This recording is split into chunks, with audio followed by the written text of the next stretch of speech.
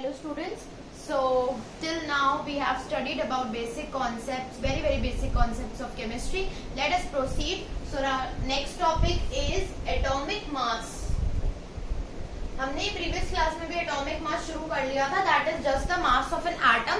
I told you कि earlier hydrogen was used as reference किसी भी एटम का मास बताने के लिए, but now for in today's system carbon 12 is used as a reference और उसी को रेफरेंस लेकर सभी एलिमेंट्स का मास कैलकुलेट किया गया है. ठीक है. So let us proceed. Atomic mass की आपको मैंने यूनिट्स भी बता दी थी and then it was said एक नेक्स्ट टॉपिक आया जिसका नाम है एवरेज एटॉमिक मास, क्योंकि एटॉमिक मास की तो हम बात कर चुके थे.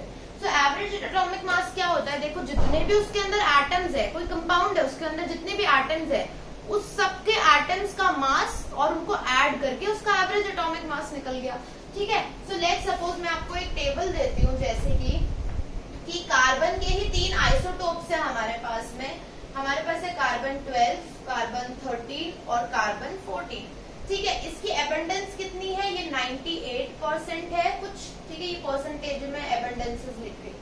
98% है. ये कुछ 1.1% है और ये कुछ 2 into 10 to the power minus 10% है और इसमें 98.8 कर दो. ठीक है. ये इनकी एबंडेंस है कि इतना इतना ये हमको नेचर में मिलता है. अब इनका एटॉमिक मास कितना है? इंडिविजुअल इनका एटॉमिक मास कितना है? तो इसका मास है 12, इसका है 13, इसका है 14. So if we have this data, अगर अब हमें बोल दिया जाए कि एवरेज एटॉमिक मास बताओ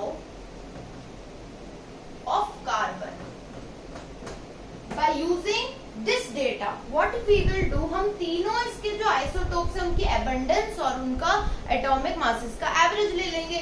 सो व्हाट विल हैपन, पहले हम ये वाला लेंगे 98.98 मल्टीप्लाई विद इसका atomic mass plus 1.1 multiply with 13 plus average निकाल रहे हैं ना, तो एवरेज में तो ऐड ही करते हैं इसके सारे आइसोटोप को. 2 into 10 to the power minus 10 into 14. ठीक है. अब आप जब ये सारों को आप मल्टीप्लाई करके ऐड करेंगे तो आपके पास एक जो मास आ जाएगा that will be known as average atomic mass. ठीक है. सो ये कॉन्सेप्ट इतना सही है, इसमें ज्यादा कुछ समझने का नहीं है, बस आपको कॉन्सेप्ट पता होना चाहिए कि होता क्या है एवरेज एटॉमिक मास में. इसके बाद कॉन्सेप्ट आता है मॉलिक्यूलर मास. तो बेटा मॉलिक्यूलर मास क्या होता है? देखो as I told you in chemistry name से ही सारी चीजें समझ आ जाती हैं कि एटॉमिक मास बोल रहा है तो एटम का मास, मॉलिक्यूलर मास बोल रहा है तो उस एटम से जो मॉलिक्यूल बन गए हैं, हम एटम को मिक्स करके जो मॉलिक्यूल बन गए उनका मास. ठीक है. सो मॉलिक्यूलर मास का आप डेफिनेशन लिख सकते हैं कि it is the sum of the atomic masses, sum of the atomic masses of the elements, किनका atomic masses of the elements present in the molecule. molecule में जो elements present है उनके एटम का मास कितना है, उन सबका addition will be the molecular mass. वही पूरा मॉलिक्यूल बन जाएगा. ठीक है. तो let us see an example. If it is said कि CH4 का भाई मॉलिक्यूलर मास निकालो अब कितना होता है. ठीक है. तो हम देखेंगे कि मास होता है कार्बन का कितना होता है 12 ग्राम्स. हाइड्रोजन का कितना होता है मास ऑफ हाइड्रोजन 1 ग्राम. है कितने हाइड्रोजन? 4 हाइड्रोजन. तो mass of 4 hydrogen will be 4 into 1 that is 4 grams. और CH4 का मास निकालने के लिए ऐड कर देंगे mass of CH4 is equal to 12 gram plus 4 gram that is equal to 16 grams is the answer. Very easy approach, right? One question I am giving you to do that is mass of H2O. Molecular mass निकालो H2O का. Molecular mass निकालो आप CO2 का. This is the question for your practice. You can note it down.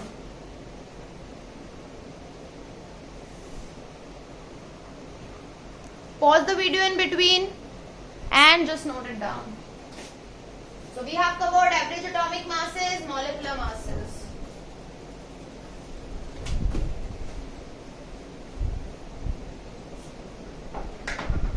One more question for you. Calculate molecular mass of glucose.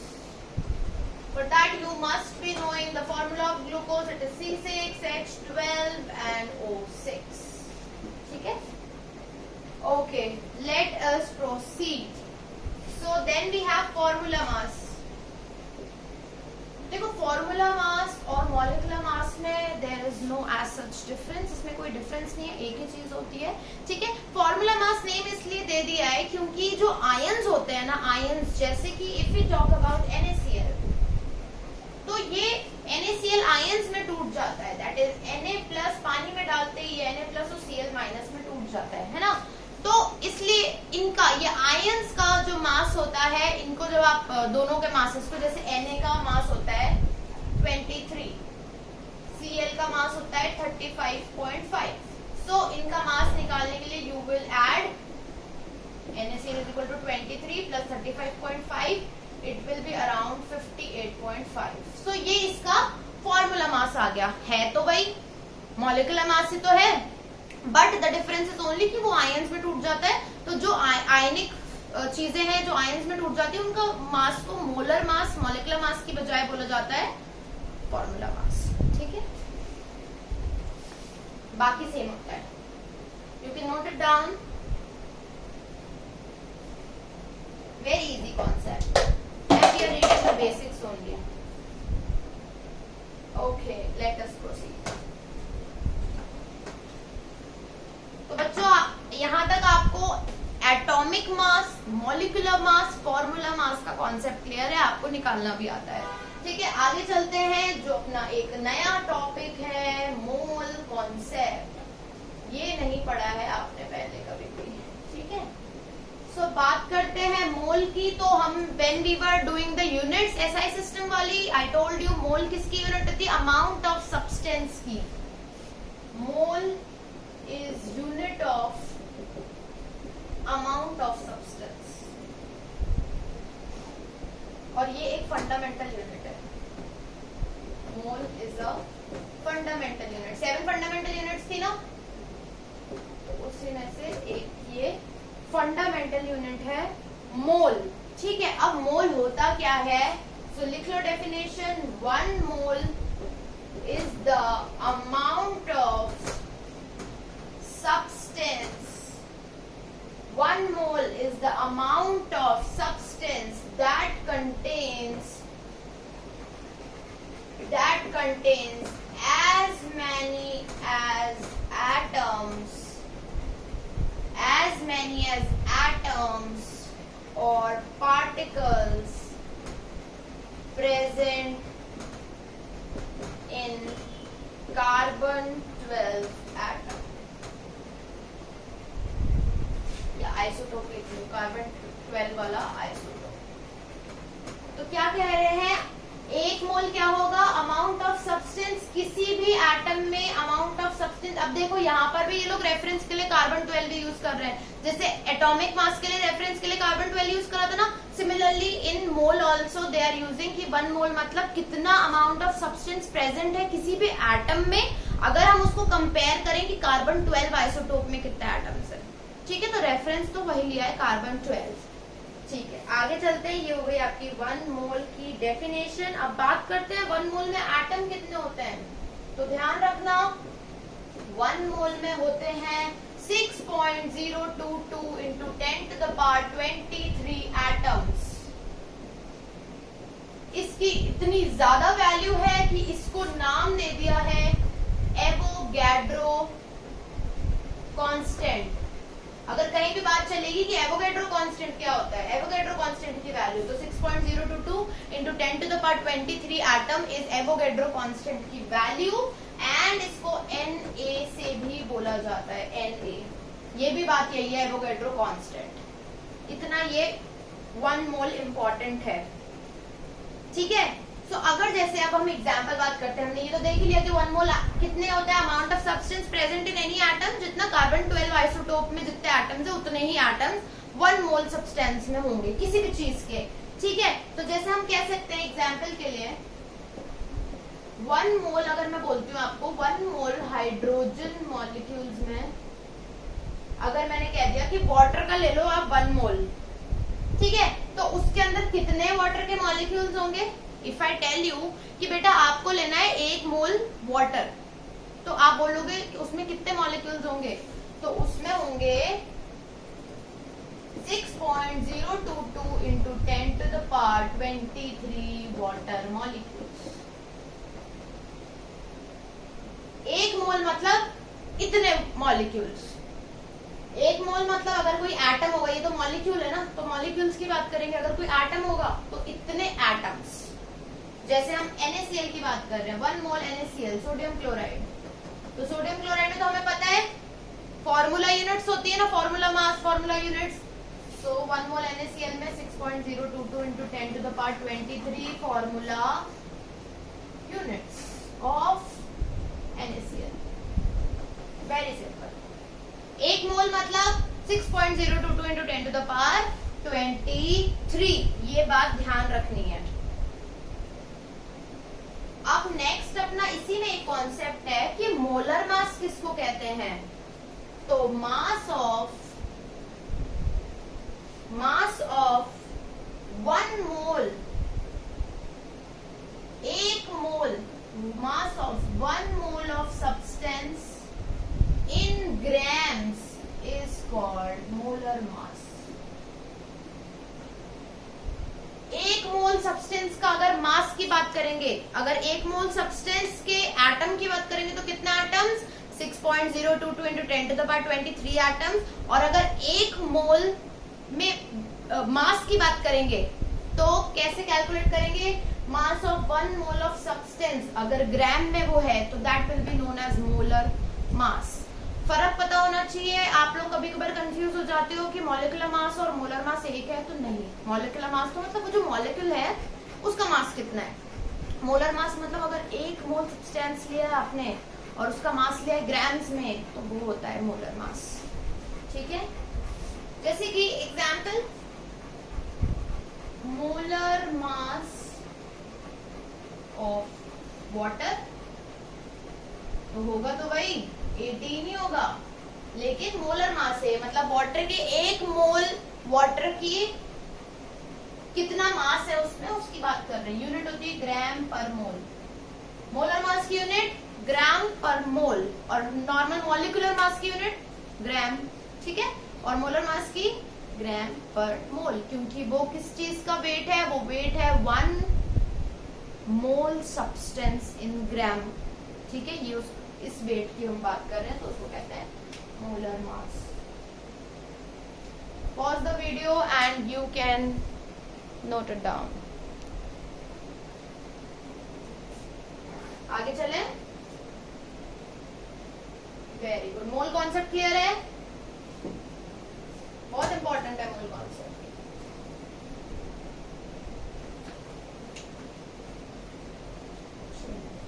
Next हम बात करते हैं percentage composition की। ये सारा हम बेसिक्स पढ़ रहे हैं ना, जो आपके पूरे लाइफ टाइम केमिस्ट्री में काम आएगा, जहां तक भी आप केमिस्ट्री अपने फर्दर स्टडीज में लेके जाना चाहते हैं।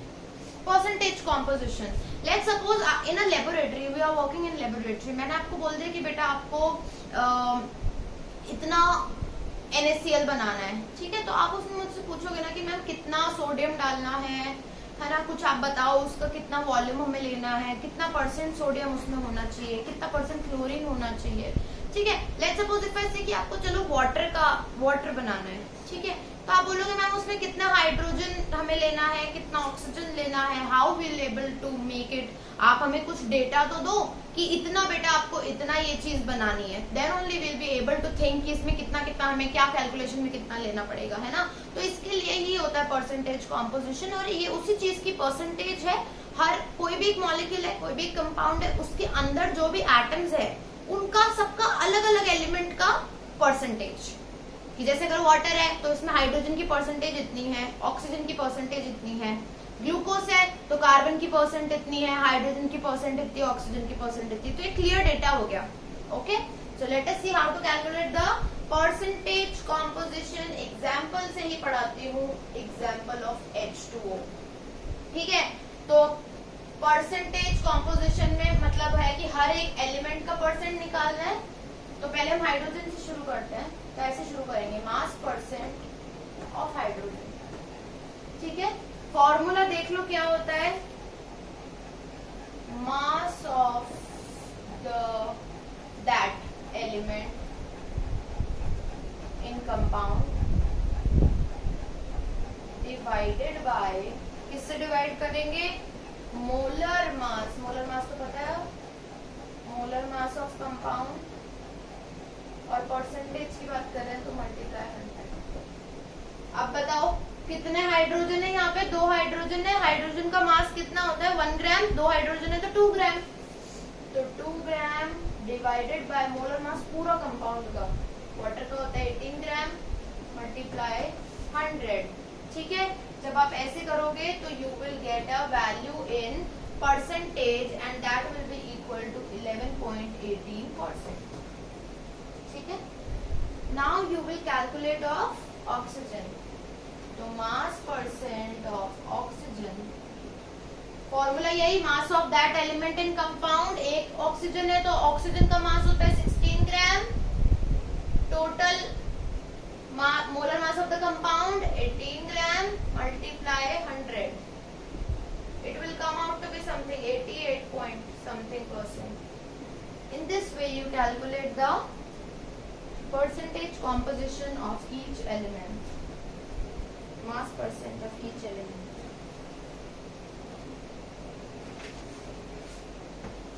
You can note it down. एक और एग्जाम्पल बता देती हूँ, परसेंटेज कॉम्पोजिशन ऑफ CH4, इसका नाम होता है मीथेन, ये तो 10th में पढ़ कर आए हो। ठीक है, पहले कार्बन लेंगे, सो मास परसेंटेज ऑफ कार्बन, कितने कार्बन है, ओनली 1 कार्बन, तो 12 ग्राम डिवाइडेड बाय टोटल इसका मोलर मास 16 ग्राम, मल्टीप्लाई 100, 12/16 मल्टीप्लाई 100, इसको डिवाइड कर दो 6/8 into 100, और इसको डिवाइड कर दो 3/4 into 100, you will find out the value in percentage of carbon. Then mass percentage of hydrogen, कितने हाइड्रोजन है 4, तो 4 gram divided by molar mass of compound 16 gram into 100, 1/4 into 100, it is 0.25%, नहीं 25%, so it will come out to be 75%. ठीक है, in this way you will calculate the percentage composition किसी भी compound का।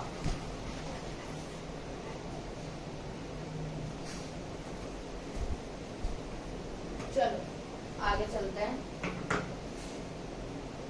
एक बहुत important concept, empirical formula and molecular formula almost एक जैसे सुनने में है, थोड़ा बहुत ही डिफरेंस है। तो empirical formula की डेफिनेशन लिख लो, it is the simplest whole number ratio of the atoms present in the compound। Whole number ratio है, सिंपलेस्ट होल नंबर रेशियो है किनका, एटम्स का जो कंपाउंड में प्रेजेंट है। और मॉलिक्यूलर फॉर्मूला क्या होता है, definition, it shows the exact number, it shows the exact number of different types of atoms present in a molecule। Molecular formula क्या बताता है, कितने कितने अलग अलग तरीके के एटम्स और कितने उनकी क्वांटिटी भी मॉलिक्यूल में कितने वो प्रेजेंट है, और ये एक होल नंबर का रेशियो बताता है. ठीक है, in this much definition is sufficient. Now we will understand how to calculate empirical formula and molecular formula. बहुत इंपॉर्टेंट क्वेश्चन बनता है इसके ऊपर से, सो इम्पोर्टेंटली कंसंट्रेटली पढ़ना. अब हमें एक ही क्वेश्चन करेंगे, उसमें दोनों चीजें हम सॉल्व करेंगे. So I am rubbing this, you can pause the video and then you can make the notes.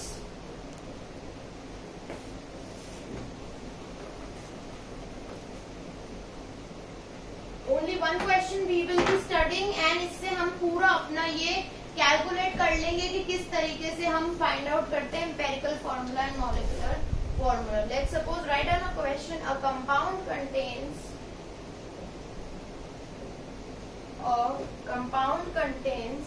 4.07% hydrogen, 24.27% carbon and 71.65% chlorine.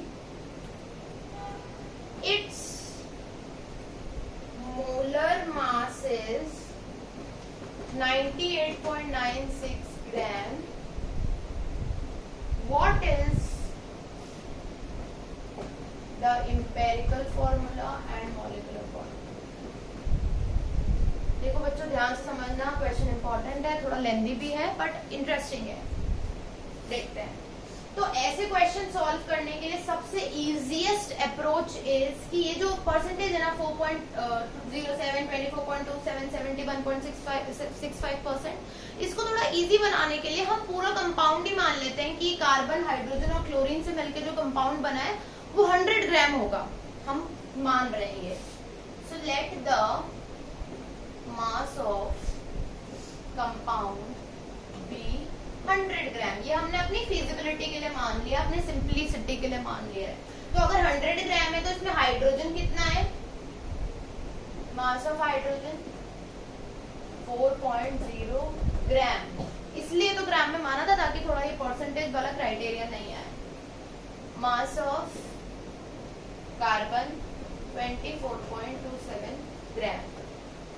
Mass of chlorine 71.65 ग्राम. ठीक है, अब ग्राम में लिख लिया, अब थोड़ा इजी लग रहा है ना.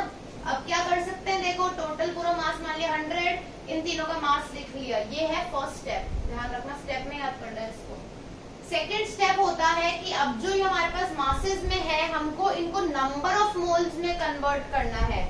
तो अब हम लिखेंगे number of moles of hydrogen. तो देखो बेटा, नंबर ऑफ मोल्स जब कैलकुलेट करने होते हैं, फॉर्मूला होता है मास गिवन अपॉन मोलर मास. तो देख लेते हैं, मास गिवन मतलब यहाँ पर क्वेश्चन में कितना मास दे रखा है हाइड्रोजन का 4.07. मोलर मास कितना होता है 1. तो यहाँ पर आपके नंबर ऑफ मोल्स कितने आ गए 4.07. ठीक है, अब number of moles of carbon, वही mass given upon molar mass. Mass given कितना है 24.27, और होता कितना है कार्बन का मास 12 ग्राम होता है ना. तो ऑलमोस्ट 2.01 समथिंग मान लो. ठीक है, अब है number of moles of chlorine. कितना दे रखा है 71.65. होता कितना है, इट इज 35.5 होता है क्लोरीन का मोलर मास. अब थोड़ा मोलर मास याद भी करने की कोशिश करना. आगे 2.01. ठीक है, ये आ गया हमारा सेकंड स्टेप. पहले स्टेप में 100 मानना है, ग्राम्स में कन्वर्ट करना है. सेकंड स्टेप में नंबर ऑफ मोल्स निकालना है.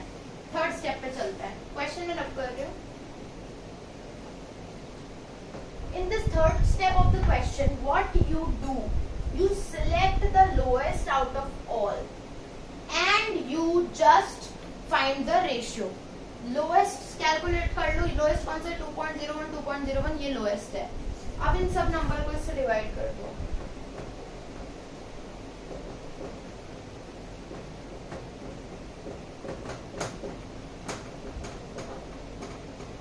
ठीक है, निकाल लो कितना रेशियो. रेशियो आ रहा है 2:1:1.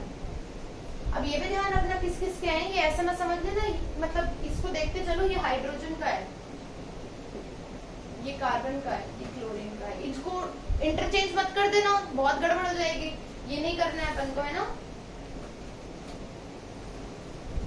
चलो अब इसको जैसे जैसे ये आया है ना, इसको फॉर्मूले में सेट कर दो, जैसे H2CCl, ये ऐसा कुछ फॉर्मूला इसका है।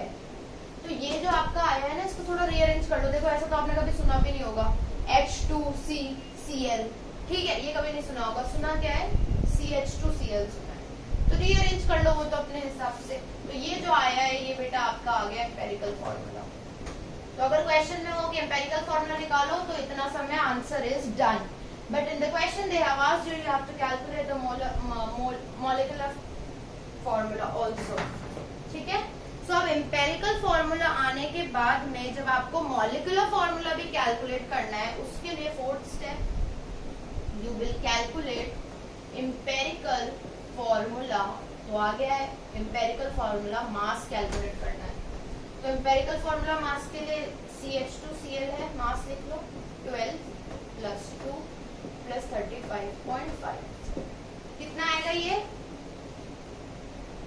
49.5, इतना आ गया इसका empirical formula mass, empirical formula mass. Now what you will do, fifth step थोड़ा लेंथी है लेकिन इंटरेस्टिंग है। फिफ्थ स्टेप में यू विल डिवाइड